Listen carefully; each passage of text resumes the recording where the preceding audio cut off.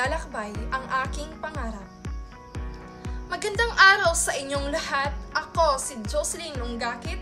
Narito ako upang ibahagi ang simula ng aking panibagong paglalakbay, isang landas patungo sa katuparan ng aking pangarap.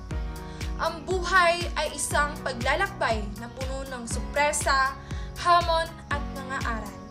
Ngunit sa kabila ng lahat ng ito, ang ating pangarap ang nagiging gabay at ilaw sa ating paglalakbay.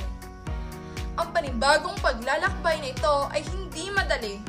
Tulad ng lahat, may mga pagkakataong tila napakahirap magpatuloy.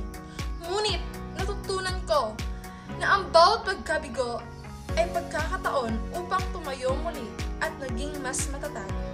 Sa bawat tagumpay, nadarama ko ang katuparan ng aking pangarap at ang inspirasyon upang magpatuloy. Hindi lamang para sa sarili ang pangarap na ito.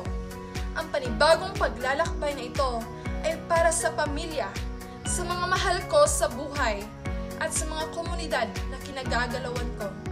Ito ay para sa adhikain ng pagbabago at pagkakaisa.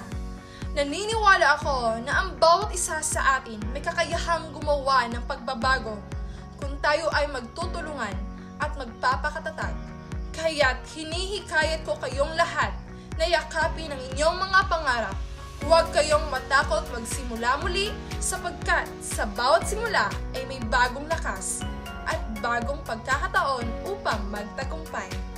Maraming salamat at naway magpatuloy tayo sa ating mga pangarap ng may tapang at determinasyon. Muli, ako si Jocelyn Lunggakit.